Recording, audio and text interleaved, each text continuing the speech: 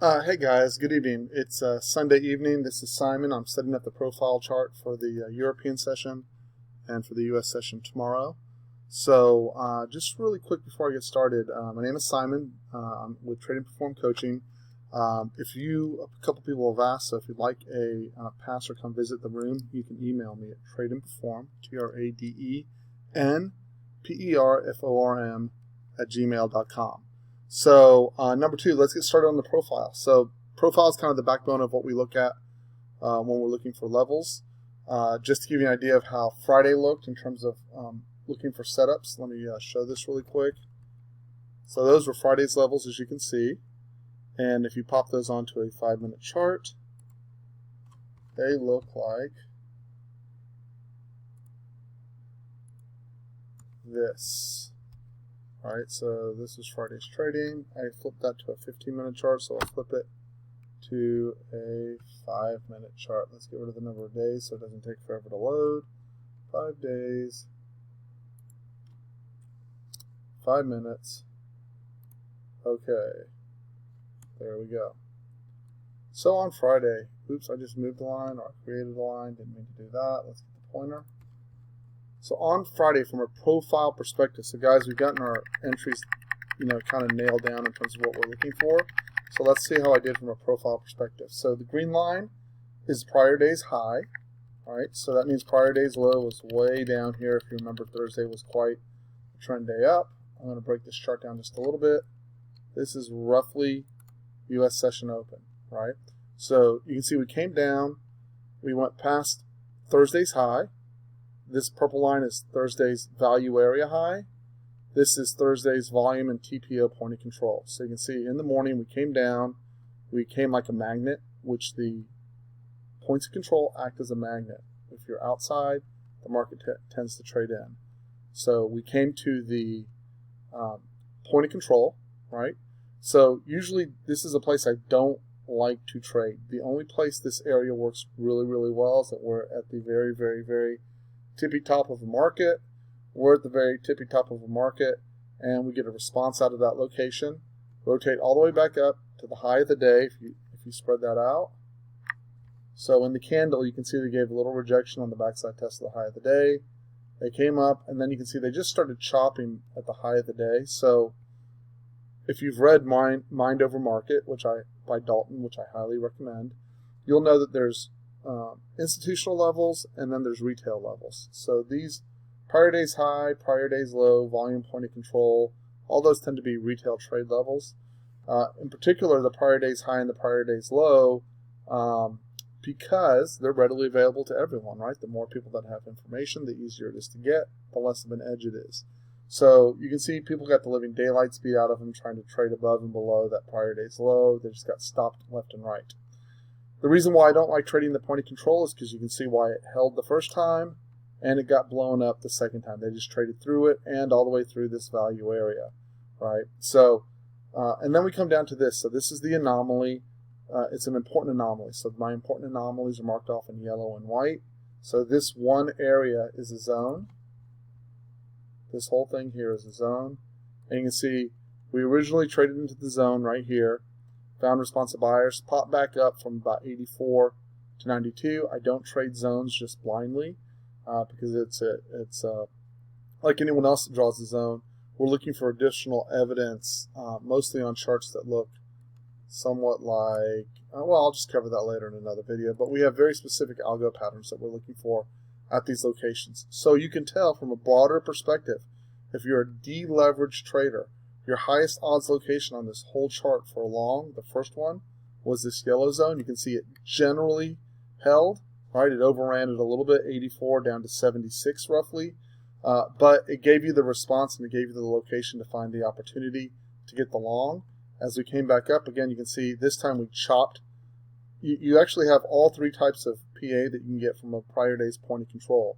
You have a response, you have it getting completely blown up, you having it chopping the daylights out of you, and then running. The point was this became the best location for the day, and it popped out. So that's kind of the brief trade review going into Monday. So let's go fix the charts up really quick and make the adjustments, right? So I'm going to kick this down for a second. And so I don't label my charts. I run my room as a professional trading room. People that are in the room know what the levels are. I'm going to call them out. You can write them down. You can not write them down. I really don't care. I do care if you trade well, if you're my coaching client or in my room. But the point of this is not a marketing piece. This is primarily for me. I make my living as a trader, and I know what these mean. So there's Friday's high. So this is Thursday's low, right? Didn't get penetrated. It's still an open level. I know the first time I trade underneath Thursday's low that there's a good chance we can find some type of response that the algos, if they trigger in that location, that I'll be looking for a trade there. So I color it orange. Hit OK. Hit a little line dash there. Right?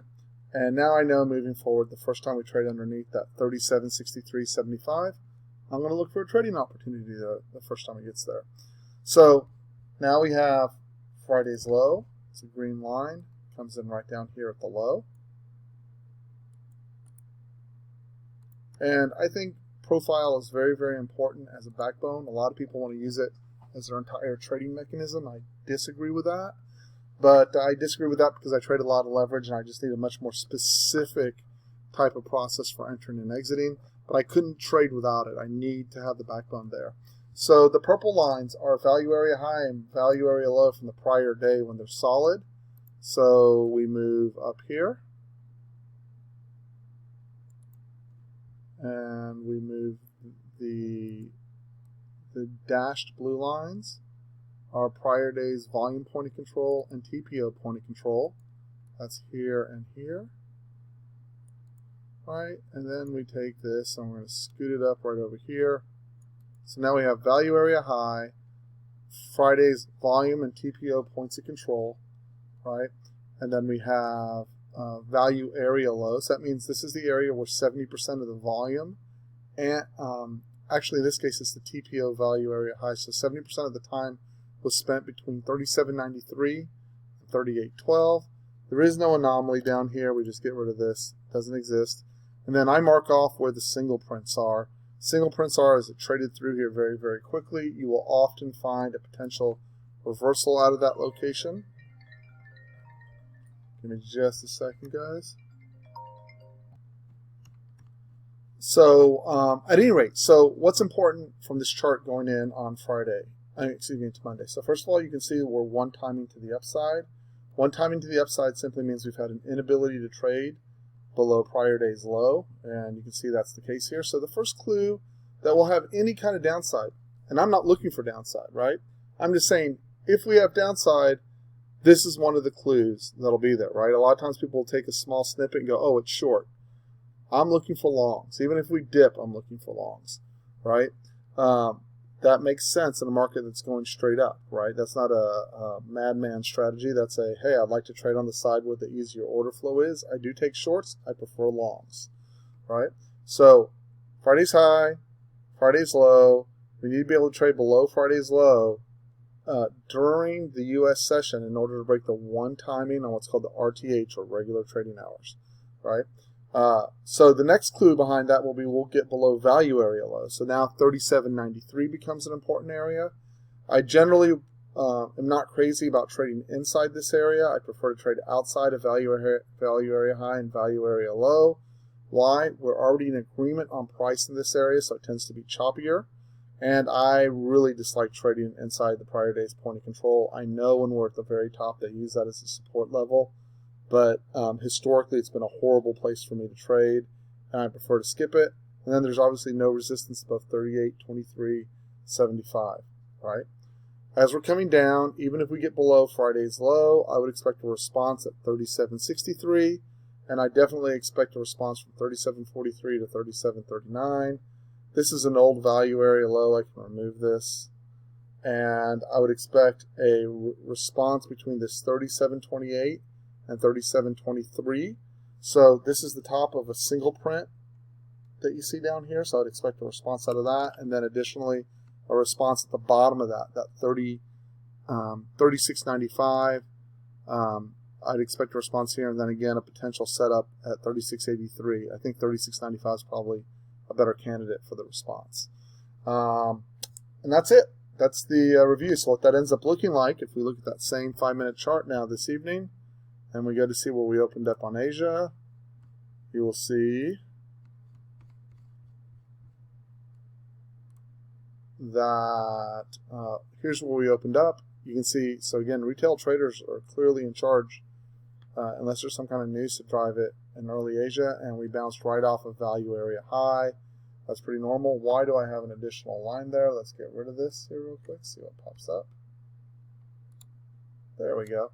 We bounced right off of value area high. We closed at the high on Friday, right? And I would think this would be a I do not like the 38.13 to 37.92 area for anything other than a quick scalp. I prefer to trade either below it or above it because, as you can see, the market's had a very easy time trading through this location, and the market has a pretty good memory. And it's odd that it would just turn around and all of a sudden become a great place to trade when it's been a very slippery place to trade before. And the only thing I would leave everyone with, so I'm going to, give me just 1 second, let me print this up really quick. So that's kind of our main levels for tomorrow. Let's see here. There we go. Now I've got that. So guys in the room, I'll post that to the Slack channel. I post it on Twitter for people who are not a member in the room.